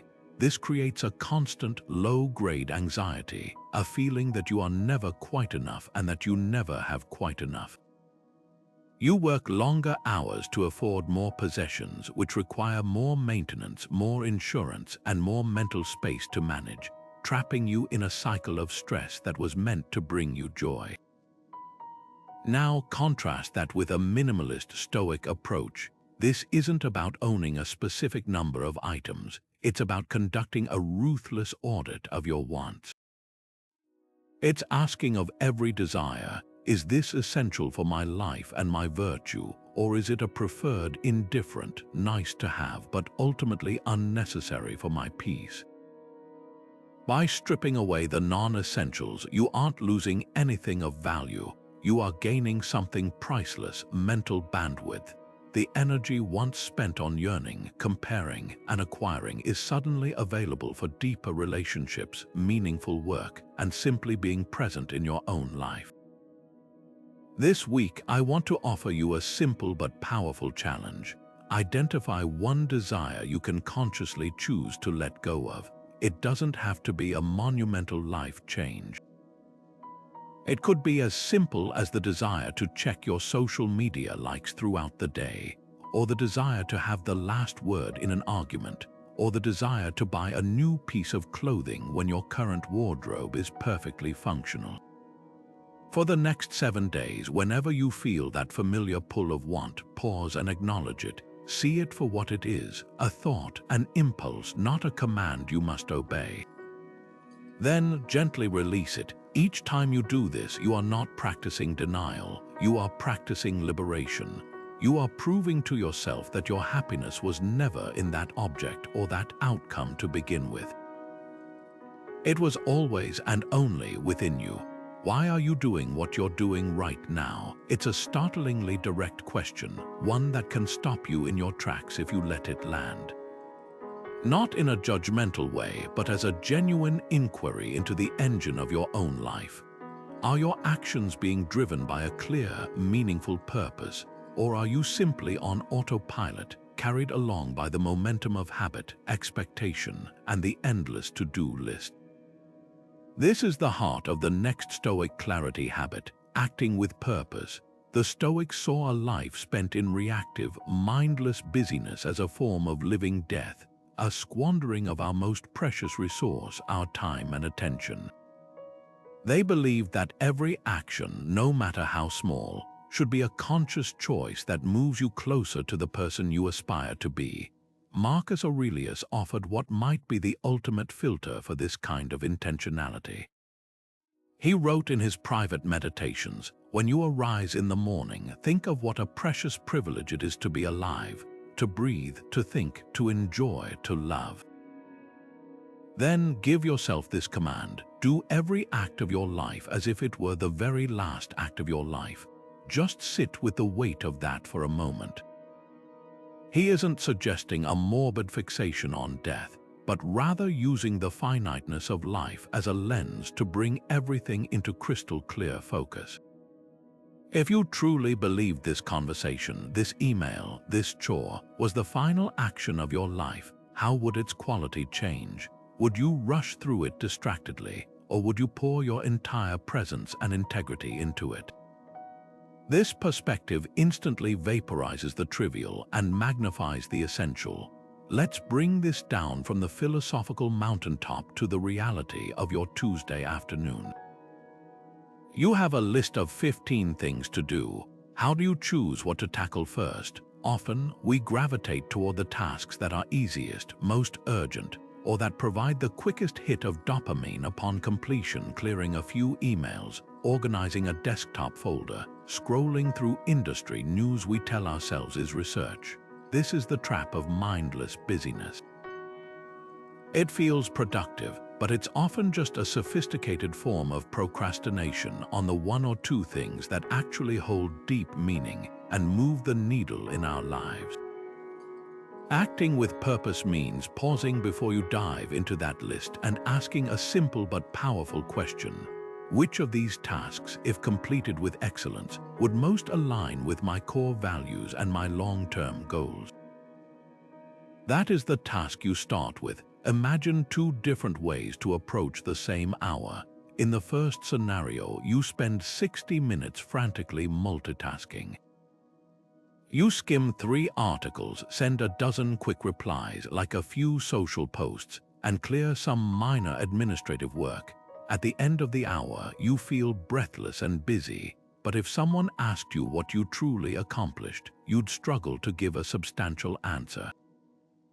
Now imagine the second scenario. You spend that same hour working on a single, challenging project.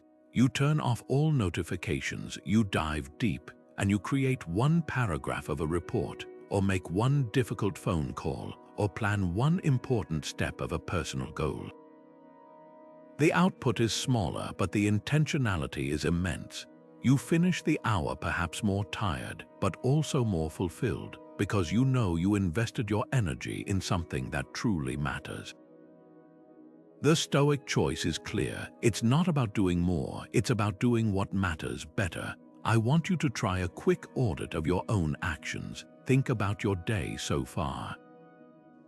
Pick one activity you engaged in. Maybe it was a meeting you attended, a chore you completed, or even a conversation you had.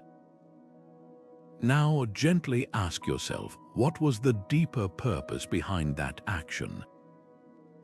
Was it to genuinely connect and collaborate, or was it simply to be seen attending?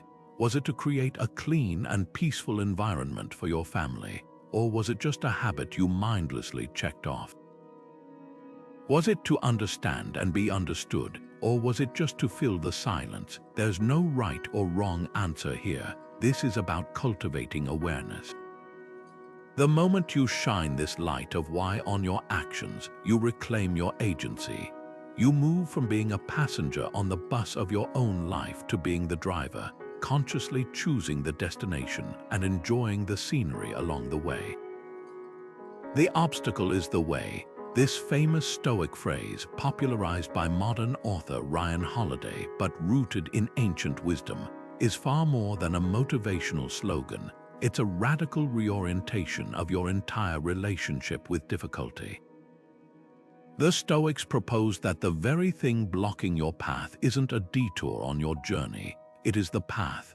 The barrier itself becomes the training ground where your character, your creativity, and your resilience are forged. Instead of seeing a challenge as something to be avoided or lamented, you learn to see it as the raw material for your growth, the precise tool the universe is providing for you to become stronger and wiser. Marcus Aurelius, who faced countless military, political, and personal obstacles during his reign, wrote extensively about this mental shift. He advised himself, "The impediment to action advances action." What stands in the way becomes the way. Let's unpack that profound idea. He isn't saying the obstacle disappears or becomes easy. He's saying that your response to the obstacle, the creative, determined, and virtuous way you choose to engage with it, is what propels you forward. The wall in front of you forces you to find a door, to build a ladder, or to develop the strength to climb over it. Without the wall, you would have never discovered that capacity within yourself. The obstacle isn't stopping your progress, it is defining the shape of your progress. Consider a common modern example. A crucial project at work falls through at the last minute. The client changes direction, the funding is pulled, or a key team member leaves. The automatic, default reaction is one of frustration, anger, and despair. You might complain about the unfairness, blame others, or see it as a definitive failure. This reaction is a massive source of mental overload, trapping you in a cycle of negative emotion. Now apply the Stoic reframe. This failed project is not the end of your work. It is now the material for your next phase of work. What can it teach you? Perhaps it reveals a flaw in your planning process that you can now fix for all future projects. Maybe it forces you to develop new skills to adapt to the changed circumstances. It could even open a door to a completely different and better opportunity that you wouldn't have pursued had the original project succeeded. The obstacle, the failure, becomes the way to a more resilient and sophisticated approach to your career. This principle applies to personal challenges with equal power. A health diagnosis that forces you to change your lifestyle can feel like a massive impediment. But within that obstacle lies the way to a deeper understanding of your body, a newfound appreciation for nutrition and movement, and a powerful lesson in listening to your own needs. A difficult conversation you've been avoiding is an obstacle to peace in a relationship. By choosing to see that conversation not as a threat but as the only way through to a stronger connection, you transform it from a source of anxiety into an act of courage. The obstacle is the way. I want you to try this transformative reframe for yourself right now. Bring to mind a current difficulty you're facing. It could be a financial constraint, an interpersonal conflict, or a professional setback. Now, instead of focusing on how it's holding you back, ask yourself these questions. What virtue does this obstacle give me a chance to practice?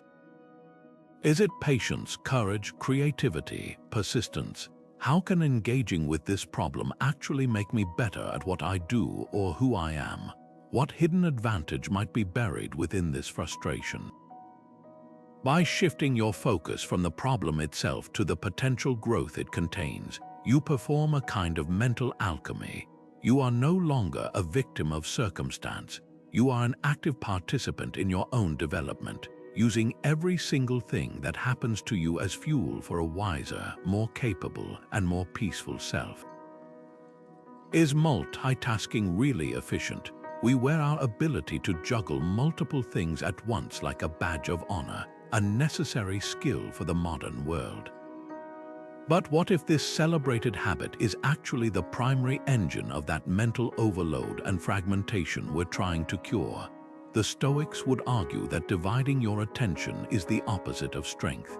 It's a voluntary surrender of your mental sovereignty.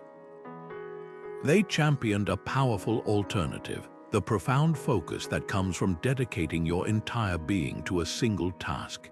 This ancient practice finds a perfect partner in the modern concept of mindfulness, and together they form a formidable defense against the scattered, anxious thinking that defines so many of our days. Seneca, in his letters, cut straight to the heart of the matter with his characteristic clarity. He wrote, after running over a lot of different thoughts, pick out one to be digested thoroughly that day. This is the antithesis of the multitasking mindset. He isn't suggesting we only do one thing all day, but that we intentionally select a primary focus and give it our undivided attention. He continues, I do not allow my thoughts to occupy themselves with anything else. All the rest is just in the background, not dismissed but kept in reserve. Can you feel the immense calm in that statement? He is the calm commander of his own mind, not a frantic juggler trying to keep countless balls in the air. He gives one thought, one task, the spotlight, and the rest must patiently wait their turn. This is the essence of Stoic single-mindedness, a deliberate, disciplined choice to be fully present. Consider the modern act of having a conversation while simultaneously glancing at your phone. You might believe you're efficiently handling both, but the science is overwhelmingly clear. Your brain is not multitasking. It is rapidly switching between tasks. Each switch comes with a cognitive cost, a tiny lag known as a switch cost effect, where your brain has to reorient itself, leading to more errors, poorer memory retention, and a deeper sense of mental fatigue. You end up doing both things poorly and feeling exhausted from the effort. Now, apply the Stoic alternative. You are speaking with your child about their day at school. Instead of half listening while scrolling through emails, you consciously put your device away, you kneel down to their level, and you give them your complete attention. You listen to the words, but you also notice the tone of their voice, the light in their eyes, the little details of the story. You are not just hearing, you are attending. The quality of that interaction transforms entirely. For those few minutes, that conversation is the only thing in the world, and both of you feel the depth of that connection. This is monotasking in action. It's not about doing less, it's about making what you do count for infinitely more. The benefits of this shift extend far beyond interpersonal connections. Imagine applying this focused attention to a work project. Instead of having 10 browser tabs open, responding to instant messages, and checking your email every few minutes, you block out a single hour. You close everything else, you silence notifications, and you pour all of your cognitive resources into that one report, that one design, that one lines of code. You will not only complete the work faster and with higher quality, but you will emerge from that hour feeling clear-headed and accomplished, rather than frazzled and distracted. You have been the master of your attention, not its slave, so I have a challenge for you, one that can serve as a powerful reset for your neural pathways. For just 1 hour today, commit to the practice of monotasking. Choose a block of time and one primary activity. It could be a work task, making a meal, or even taking a walk. Whatever you choose, make a pact with yourself to be fully there. When your mind inevitably wanders to your to-do list or an itch to check your phone arises, gently guide it back to the singular point of focus, just as Seneca advised. Notice the resistance, observe the pull of distraction, but choose again and again to return to the one thing. You may be astonished to discover how much more you can accomplish and how much more peaceful you feel when you stop trying to be everywhere at once and choose to be right here, right now, completely. Your mind is your fortress, a sanctuary of calm that no external event can ever breach unless you willingly lower the drawbridge. This is the powerful Stoic concept of the inner citadel, a mental stronghold built on reason and virtue. A place you can retreat to at any moment to find peace and perspective, completely untouched by the chaos swirling outside.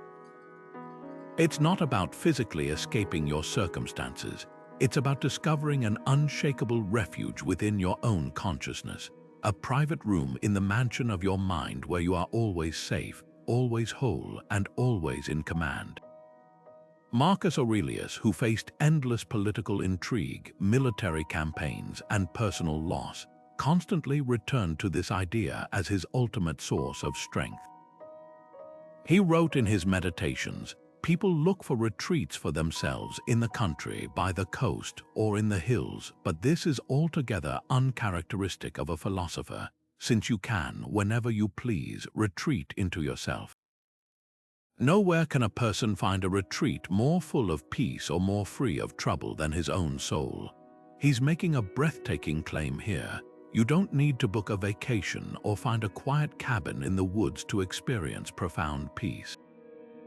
The most peaceful place you will ever visit is already built, furnished, and waiting for you behind your own eyes. It is always accessible, requiring nothing more than a conscious decision to turn your attention inward. Imagine you're in the middle of an incredibly stressful situation, a high-pressure meeting where tensions are flaring, or a crowded, noisy airport when your flight has just been cancelled. The external world is loud, demanding, and chaotic. Your body might be there, but you have the power to send your mind somewhere else. This is the practical application of the inner citadel. You don't check out or disassociate, you check in. You take a momentary mental step back from the fray, just long enough to reconnect with your core. You might focus on the steady rhythm of your breath, or silently repeat a Stoic maxim like "This is within my control, that is not." You observe the chaos as if you are watching a storm from behind a strong pane of glass. You can see it and acknowledge its power, but you are not getting wet. This brief retreat isn't an act of avoidance, it's an act of recalibration. It allows you to re-engage with the situation not from a place of raw, reactive emotion, but from a center of calm, reasoned choice. Let's build this sanctuary together right now. Close your eyes for just a few seconds if you're able, and picture a place in your mind that embodies perfect peace and safety for you. It doesn't have to be a real location, it can be entirely imagined. Perhaps it's a quiet library with endless shelves of books, a serene beach with gentle waves, or a simple, quiet room with a comfortable chair. Visualize the details, the colors, the sounds, the feeling of the air. This is your inner citadel. The only key to this place is your own awareness. Now, imagine bringing a current worry or stressor into this space with you. Notice how, in this environment of your own creation, the problem seems to lose its urgent, sharp edges. It becomes something you can observe and hold, rather than something that is holding you. This is your mental fortress. The more you visit it, even for just a breath or two during your day, the stronger and more real it becomes, until accessing this place of unshakable calm is your newest and most powerful habit. What if today were your last day? It's a question that can stop you cold, pulling you out of the autopilot of daily routine and into a state of razor-sharp presence. This isn't a morbid fixation or a fear-based exercise. It's one of the most powerful and clarifying habits in the Stoic toolkit. The ancient Romans called it Memento Mori, a reminder that you will die. Far from being a dark or depressing thought, the Stoics used this reflection as a tool to ignite urgency, instill gratitude, and ruthlessly prioritize what is truly meaningful in the limited time we have. Seneca, in his profound letters, captured the essence of this practice with a beautiful metaphor. He wrote, "You live as if you were destined to live forever. No thought of your frailty ever enters your head. Of how much time has already gone by you take no heed. You squander time as if you drew it from a full and abundant supply, though all the while that day which you bestow on some person or thing is perhaps your last." His point is that we operate under a grand illusion of endless time, which allows us to procrastinate on our deepest values and waste our days on trivialities. His solution was to live each day with a sense of completion, as if it were a full life in miniature. He advised, begin at once to live and count each separate day as a separate life. Imagine ending each evening with the peaceful thought that if you were to not wake up, you had lived that day with intention, integrity, and purpose. There would be no unfinished business, no words left unsaid, no regrets about how you spent your precious hours. This practice acts like a mental filter of unparalleled power. When you genuinely hold the awareness that your time is finite, the mental clutter of modern life simply evaporates. The petty grievance with a coworker, the anxiety over a perceived slight, the endless scrolling through social media fueled by comparison. These things lose their grip on you when viewed through the lens of mortality. They are revealed for what they are, distractions from the central project of living a good life. Your attention snaps back to what is fundamental. Are you living in alignment with your virtues? Are you expressing love to the people who matter? Are you engaged in work that feels meaningful? Memento Mori doesn't answer these questions for you, but it makes them impossible to ignore. It creates a gentle but persistent pressure to act on your answers. Consider how this reflection can transform an ordinary Tuesday. Without it, you might spend the day rushing from task to task, feeling busy but not necessarily purposeful, your mind fragmented by a dozen different concerns. Now imagine starting that same Tuesday by taking just 60 seconds to quietly remember, I will not live forever. This day is a gift, not a guarantee. How does that change your first interaction with your partner or your child? It might infuse it with more patience and presence.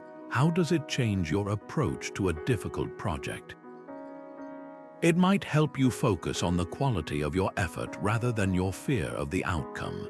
The obstacle itself might feel lighter because you recognize the opportunity to practice virtue is the point, not the external reward. This habit neutralizes mental overload by vaporizing the unimportant. It forces a constant return to the essential. I want to invite you to sit with this idea for a moment without turning away. Don't let it be an abstract concept. Bring it down to the ground level of your own life. If you had a firm, certain knowledge that your time was extremely limited, what is one thing you would stop doing immediately? What is one conversation you would finally have? What is one project you would start or one apology you would offer? The answers that arise aren't a to-do list for a hypothetical future. They are a mirror reflecting the values you are perhaps currently neglecting. This isn't about making drastic, fear-based changes. It's about making one small, deliberate adjustment today that honors the truth of your mortality. It's about choosing to make that phone call, to set that boundary, to savor that meal, or to forgive that old hurt, not someday, but now. This is the ultimate clarity habit. It doesn't just help you manage your mind, it helps you reclaim your life. And so we arrive at the end of our journey through these 24 habits, a toolkit forged in the fires of ancient wisdom, but designed for the unique chaos of modern life. Each practice, from the morning reflection to the evening review, from the dichotomy of control to the love of fate, serves a single, unified purpose: to declutter the mind and fortify the spirit. They are not abstract philosophical concepts to be debated, but practical, daily tools to be used, a whetstone on which you can sharpen your focus, your resilience, and your peace, one intentional stroke at a time. The entire Stoic endeavor, and indeed the entire purpose of these 24 habits, orbits around a few profound and interconnected themes. It's about understanding the fundamental difference between what is within your control and what is not, and investing your precious energy only in the former. It's about cultivating a fierce presence, pulling your attention back from anxious futures and regretful pasts to inhabit the power of the present moment. It's about building resilience not by avoiding hardship, but by voluntarily leaning into manageable discomfort, proving to yourself that you can withstand far more than you think. And above all, it is about intentionality, the conscious choice to design your days and your reactions, rather than simply letting life happen to you. The great teacher Epictetus, who knew more than most about turning limitation into liberation, offered what might be the perfect summary of this entire pursuit. He said, "No man is free who is not master of himself." This is the ultimate freedom that these habits promise. It is not a freedom from external circumstances. Storms will still rage, plans will still fail, and traffic will still jam. The freedom Stoicism offers is an inner emancipation, the liberation from being internally tossed about by those external events. It is the freedom that comes when your sense of worth and your peace of mind are no longer held hostage by outcomes, opinions, or possessions you cannot command. This self-mastery is the highest form of clarity. The prospect of integrating 24 new habits can feel overwhelming in itself, which is precisely why the Stoic approach is one of gradual, consistent progress. You do not need to attempt them all at once. In fact, you should not. The most powerful way to begin is to choose just one. Read back through them and see which one resonates most deeply with a current challenge in your life. Perhaps it's the practice of pausing to ask what is within your control the next time you feel a surge of frustration. Maybe it's committing to a 5-minute evening review to process your day before you sleep. Or it could be as simple as taking 3 conscious breaths before you respond to a provoking email. Pick one and practice it with gentle consistency for a week. Observe the subtle shift it creates in your mental landscape. Then, and only then, consider adding another.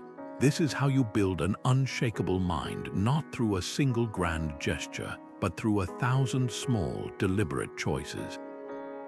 As we close, I want to leave you with a question to carry into your day, a final application of this Stoic clarity. Look at the world around you with all its demands and distractions, and then look within at your own capacity for calm. The tools are now in your hands. The real work begins not in understanding them, but in applying them. So I ask you, which one habit will you choose to adopt first to begin neutralizing your own mental overload? If you found this journey valuable, consider subscribing to the channel for more practical wisdom to navigate life with more clarity and less chaos. And I would truly love to hear from you which of these 24 habits speaks to you most, and what is one small step you'll take to make it your own. Share your thoughts and commitments in the comments below. Let's build a community focused on what truly matters. Thank you for watching, and remember, the power to quiet the storm was never outside of you. It was all